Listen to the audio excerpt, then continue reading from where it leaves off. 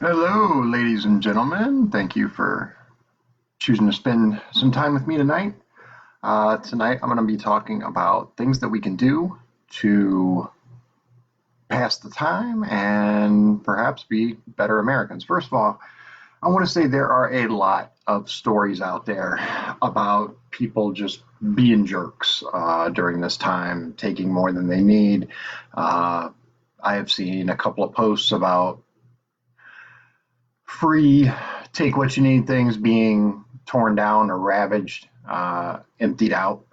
I also want to point out that there are a lot more positive posts about people coming together and being good people during this time. I think tragedy and times of hardship tend to bring us closer together than at least the mainstream media reports on. So overall, I'd say we're doing pretty well. Uh, let's talk about what we can do from home to make sure our kids are getting a good learning experience. As a dad, I think about that. Yeah, they have their e-learning. I'm sure most places that your kids may attend have instituted some sort of e-learning. Michigan City's is not bad. I will say the testing aspect of it probably looks like it could use a little bit of work, but the teachers do seem to be engaged, and teachers are a necessary part of our system. Hi, Sean. Thank you for joining me. Uh, Quick little recap. I'm going to talk about some things we can do for the kids that are at home. I'm going to talk about the vote by mail thing that I actually showed you a little bit ago, and I'm going to point out you hadn't joined yet that there are a lot of stories out there about people doing some just heinous stuff. There's some posts going around about people ripping off little areas that are set up for take what you need. But I think there are a lot more positive posts and a lot more positive stories about people that are coming together to help one another. There's a page that I follow that it's nothing but people talking about how to help one another, how to, this is out, but I can get it here. Hey, do you need anything? Hey, you know, I can bring you that. I've seen people post and say, hey, I need this. And there's a flood, just a flood of good hearted people that go out of their way to make sure that these people have what they need. I saw a post about a truck driver that was having a hard time getting a shower. And an individual was like, hey, I'll be there in 5 minutes. I have a card you can use at I think it was the Pilot or the Petro, that you can get a free shower. I'll also cover your meal. I mean, America comes together. America comes together. I was gonna talk about ways we can keep our kids occupied, and one thing that I've seen is I linked it, but many of you maybe haven't seen it. NASA opened up their entire video library. Well, at least their photos. I don't know about the whole video library, but the photographic library they opened up and have removed the copyrights. So you can feel free to download it, post it, look at it. There are some absolutely amazing images out there. Um, Personally, I wish they'd, release the classified stuff, but one step at a time, right? This is my wife's sloth mug. Eat, sleep, nap, repeat. Got to give a shout out to her. So there's a good thing called, let's see, it's virtualfieldtrips.org. Now, I checked it out a little bit. I didn't get a chance to get deep into it. I'm not promoting them. I don't know anything about the place. But virtual field trips, I think, are a really good thing to do right now. If you have a little free time and you're wondering what to do, kind of take a break from all the bad news out there. You can see pretty much anywhere that is on the planet at this point. And we have Google Earth, but these are actually like guided tours through museums and other areas that just expand your mind, expand your learning. There are some interesting things going on with this election now. So apparently, the Indiana Election Commission has decided that they're going to authorize uh, vote by mail for the primary and potentially for the general, but right now it's just focused on the primary. I gotta say, I do want to see more voter access. I do want to see people that uh, perhaps would be at risk if they came to a polling location. I'd like to see them have an opportunity to vote by remotely in some way, shape, or form. But we've seen it many, many times in the past. Voter fraud is very real. And there are very unscrupulous people that will take any opportunity that they can to tamper with elections. We've seen it. Judicial Watch has filed suit against many, many areas across the country that have had blatant voter fraud between not purging their voter rolls. We've seen people that, over 116 years old that are voting. Come on. And not just like, one person, because they do exist, but, people that were born in in the 1800s that are still voting. Come on. Let's be real here. I want to see how the commission is intending to deal with issues like this. We have a very unique situation here. We've never had the country shut down to this extent for when we were approaching a primary election. What are we going to do about it? How are we going to handle that? Unrestricted vote by mail is a very, very slippery slope. If we had some way, perhaps, to vote remotely with some sort of, I don't know, maybe something tied into the driver's license system of Indiana that could verify your information and verify you were actually the voter. I don't know. It just tossing ideas out there. Unfortunately, all these things take time to put forth. Now we've seen elections. Now I don't know about congressional, but we've seen local elections that have been swayed just by a small number of absentee votes that were, interestingly enough, suddenly produced at the last moment. I can look those up and give you a link. I'll link them in the comments below after the video's done. But again, I worry about voter fraud. I'm a huge proponent for voter ID to start with. I don't think that it's that much to ask for you to have an ID or a driver's license. Let's just stick with ID though. Maybe you don't want to drive. You need an ID to do just about anything in this country. You need an ID to file for benefits. You need an ID to go to the doctor. You need an ID for everything. Indiana even actually has programs in place that your first ID will be covered by the state if you don't have enough money for it. How much more do you want us to do to get you an identification? I mean, it's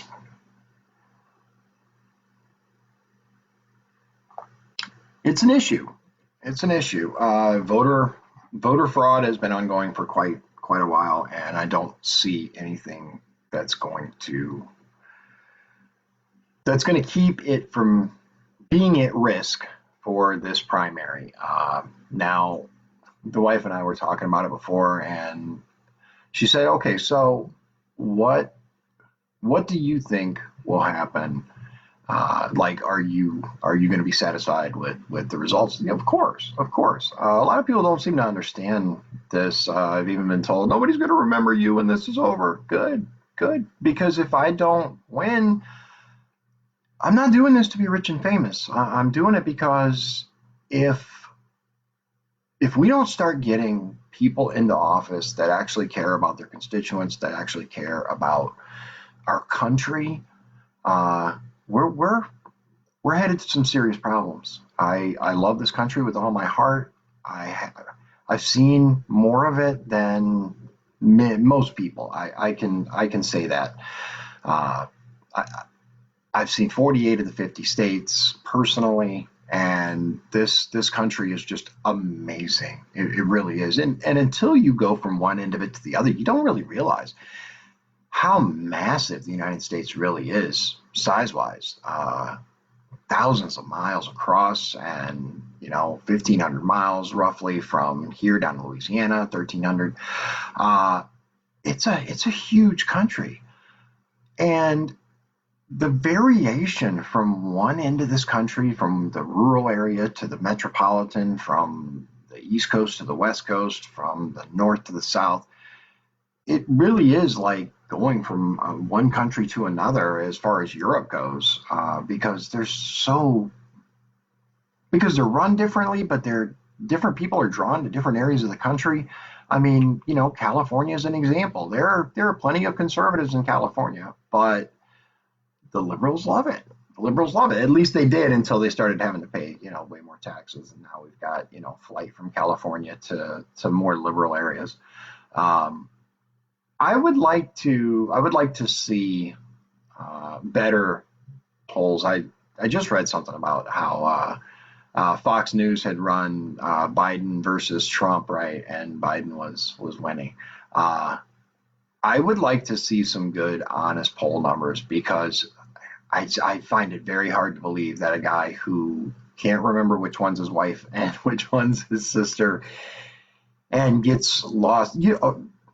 Just to cut myself off for a moment, because I don't know if you've seen some of the videos out there with Biden, but uh, these are the ones that his team approved. These are the ones that they actually said, okay, that's good enough. Let's post that.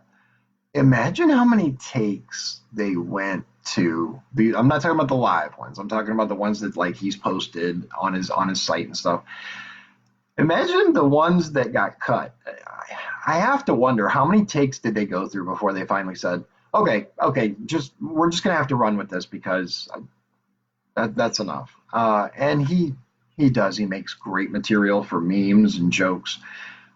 But I would legitimately be concerned if that man was in charge of the country. I really would. He My cat is at the door wanting to come in. He is just out of touch. At this point, it's gone beyond making fun of him. I think.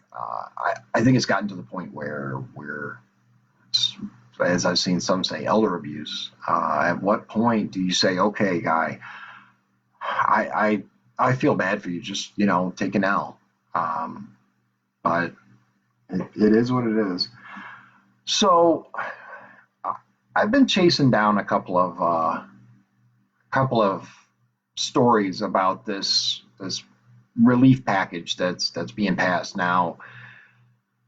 Holy, hundreds of pages long, of course. It'll take days before all of this gets digested and put out there for us. It's not even passed yet. Let's be clear about that. It still has to go. It has to get passed by the Senate and then go to the House, and the House has to pass it. Then it goes to the President. The President signs it. So we're none of this is going to happen overnight. I am not putting out every little rumor that I hear about this bill. There are plenty of that out there. I do try to stay on top of the news about it, and if I have anything solid, I will share it immediately. Just like I think around midnight or so, maybe around there. I think it was around midnight that I heard that the Senate had actually agreed that they had, yes, we have a deal, and there was a story put out about that. I made sure to hop on and post that. But if it's not confirmed, I'm not going to send it out there. There is far too much misinformation going around, not just about the election or the bill or the virus, but just in general. So I would like to believe that everything that I post has sources to back it up. Um, if you have any recommendations or suggestions, now I got to give a shout out to Sean. Sean does a very good job of keeping me informed. He sends me information about bills and things that are going on in Congress, so I appreciate that. There's your shout out. So that said, what are you looking forward to when this is over and the rules are relaxed and people can go out? What's the thing that you're most looking forward to? Let me know in the comments. Uh, I would say probably for me, it's just a nice restaurant sit down meal with the family and friends and just getting together. One of the most frustrating things, I will say this, one of the most frustrating things is I was asked, hey, when are you going to come out to a particular location? I'd like to meet you. And it's like, do I do that? And obviously the answer is no. That would be very irresponsible. I'm not going to go out and meet a bunch of voters right now, despite the fact that I really, really want to. Uh, let's face it, door knocking is the single best way to get your name out there and meet the voters. They can look you in the eyes and tell, oh, okay, this guy's legit, or, because when you read somebody's website, usually these sites are developed and produced by either a team of people or someone completely unconnected to the candidate themselves.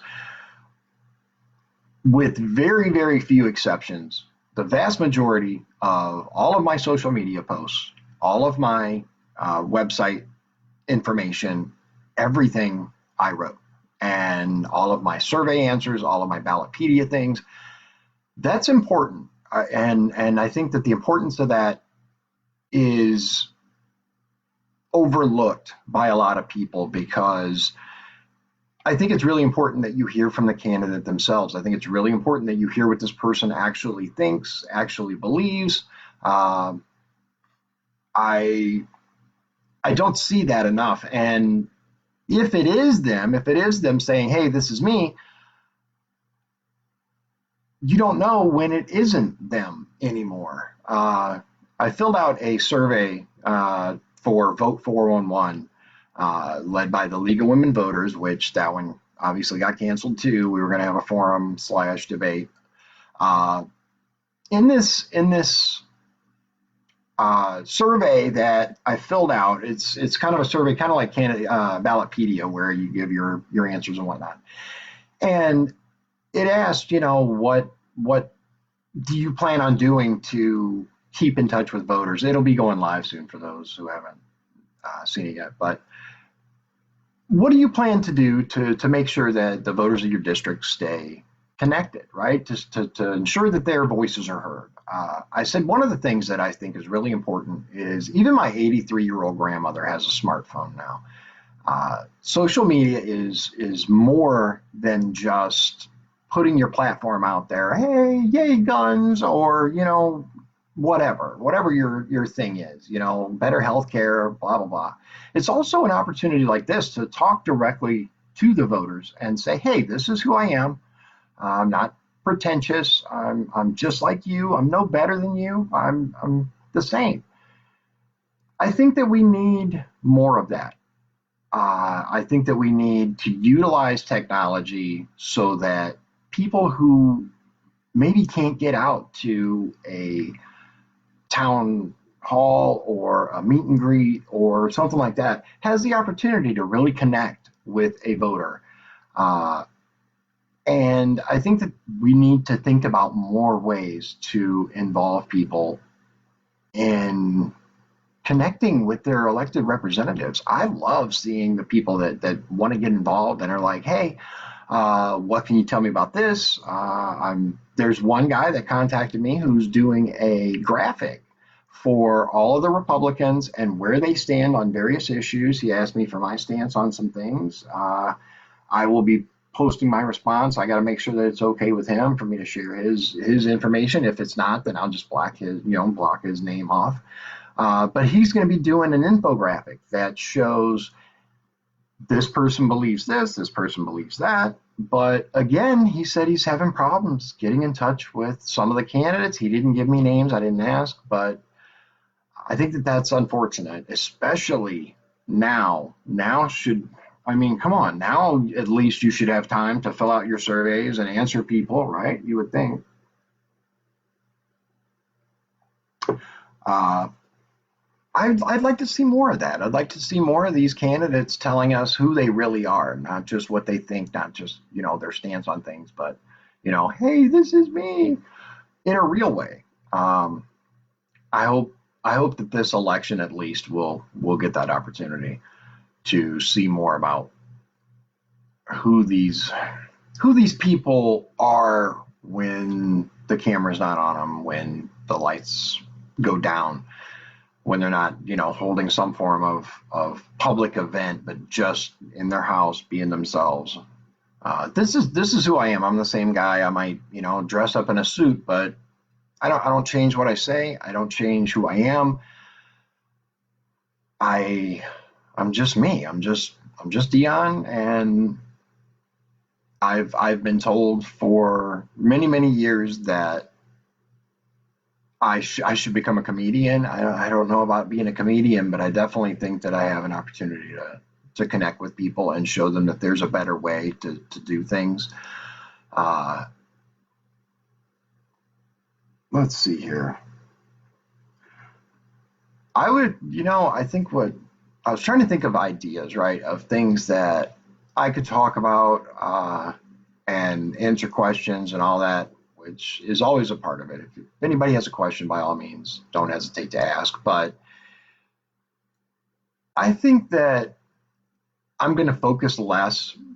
There will be those that are politically like this tonight. The vote by mail thing's big, so I think that that's something that definitely needed to be talked about. But I'm gonna spend more time talking about like things unrelated to politics and unrelated to the COVID-19, and just just focus on who I am, my daily interactions with my kids, what we do, what we play, but also various things about my life, what I've been through. Um, I will tell you that my dad wasn't around when I was a kid at all. I had an absentee father. My parents got a divorce very shortly after I was born. Uh, my dad was a raging alcoholic. He had kids well before me, and I was actually as young as he stopped after me for whatever reason. I guess he had finally achieved perfection. Kidding. Um, he wasn't around when I was a kid, but my uncle was his brother, my uncle Andrew, and I mentioned him in my Ballotpedia survey. He was he was the dad that I believe every little boy needs. He stepped up into that place. He didn't have to, but he took me fishing. He took me out on the boat. He taught me about what respect means. He taught me about respecting my mother, respecting women, treating them like they should be treated, which is as equal, different but equal. I see all this stuff about equality, and uh, one thing that was funny was going around. I'll have to get the link for it, but an independent panel of some sort decided that uh, most of the draft would be fine for women, and I saw a lot of women was suddenly like, wait, that's not the kind of equality we want. uh, it is what it is. But my uncle Andrew, he taught me how to be a better person, a better man. He was a very kind, very devout man, but he didn't really force religion on me.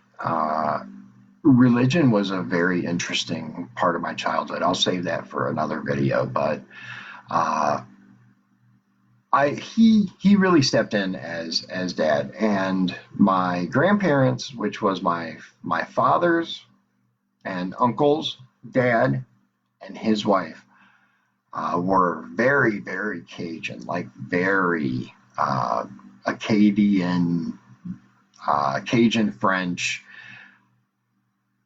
They had a very strong accent, which I shared. I said in the last video that I did when I first moved up here, I had to try really hard to suppress the accent and get rid of it. It took me a while, but they had a very, very thick down the via accent, and it sometimes was very hard for me to stop myself from beginning to talk like them, especially once I moved away and then came back and visit because the accent was so thick.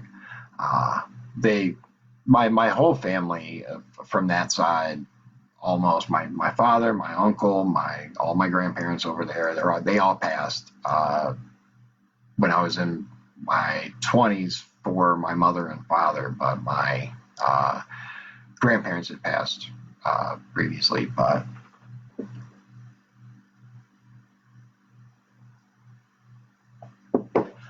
um, one of the things that my uncle Andrew, which essentially I basically consider him my father, uh, and there are rumors, but that's another thing.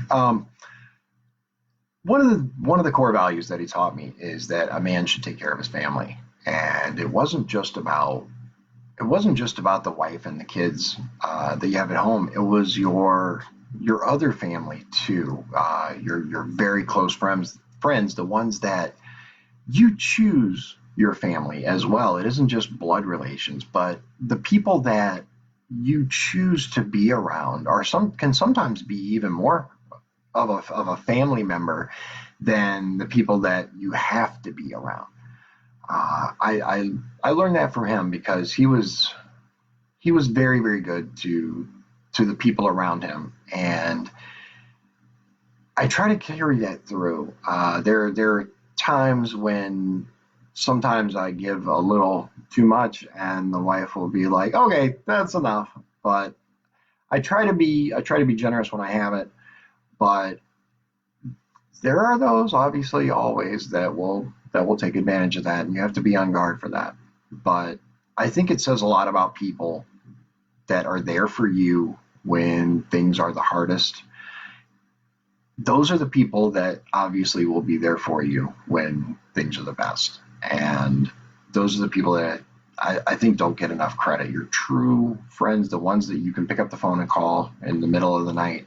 Uh, mine, mine is his name is Jim, and he has called me at stupid o'clock in the morning, and I've come to him, and I've had to do the same. Uh, he used to help me fix my Camaro. I had a Camaro addiction for a number of years. He would he would help me come out to the gas station or the side of the road or wherever I was where something had happened and help me fix my car again. But luckily, I was able to get clean from the Camaro addiction. Much as I still like them, when I was talking about the next before I got the truck that I have, the Terrain, I was talking about, man, I think I'm going to get one of those new Camaros, and he was like, please, please, for the love of all that is holy, get something practical. No more Camaros, and I do it just to mess with him. I'm not going to get a Camaro, but it is entertaining. Those are the true friends. Those are the people that no matter what, you can count on. If you truly need them, they'll be there. Uh, there are a lot of people out there that pretend to be your friend.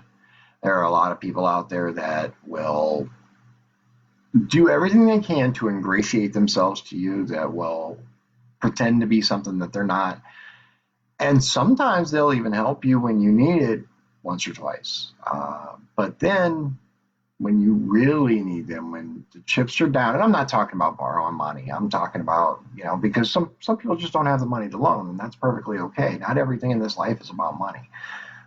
In fact, I wish far less could revolve around money. I'm talking about those that are like, hey, I really need you to do this for me on this date, plenty of notice. And they're like, oh, yeah, yeah, yeah, no problem. And then when it comes, they forgot or it wasn't that important to them. I'm not, for what it's worth, I'm not talking about anyone in particular. I'm just saying there are a lot of people out there that pretend to be what they're not. And that's something that we see a lot in, our elected officials for sure. But I've always been a little leery of those that were far too friendly. Uh, and I see that that's going to serve me well. I've already been people that were like, oh yeah, I completely support you, and then do everything they can to not. So let's just leave it at that. Uh, I hope that if nothing else, this time that we're spending with social distancing allows us to really do our research on not just who these people are, but the things that are really happening in our government. And there's a lot to learn. I know I've put the endorsement out there from Disarm the Deep State, so there's no question that I consider myself a Q believer, but there's so much to learn. You can spend hours, days, weeks digging through information and logs and websites and just tons of information and barely make a dent. The Google sensors are down. Now is a really good time to start digging in and learning about some of the things that have been going on with our government and what we can do about it. And one of the things we can do about it is start getting rid of some of these people. Stop voting for people that tell you what they think you want to hear, and let's really learn about who these people are, what they've done in their lives. Just because someone has a college degree, for example, doesn't make them a smart person. And just because someone has done some things to help a few people doesn't make them a good person. Some of the worst people on the planet, Hillary Clinton, have, allegedly run foundations and charities. And if you look at what really happened in Haiti, for example, start there. Do some research if you're not already aware. Look at what the Clintons actually did. Look how much of that money actually went to Haiti. Give you a hint, almost none. Just because someone appears to be a good person doesn't mean they are. So with that, all I can say is do your research. Thank you all for joining me. I appreciate it. I appreciate your time, and I will be uploading this to my channel for those that missed it. So, God bless you, and God bless the USA.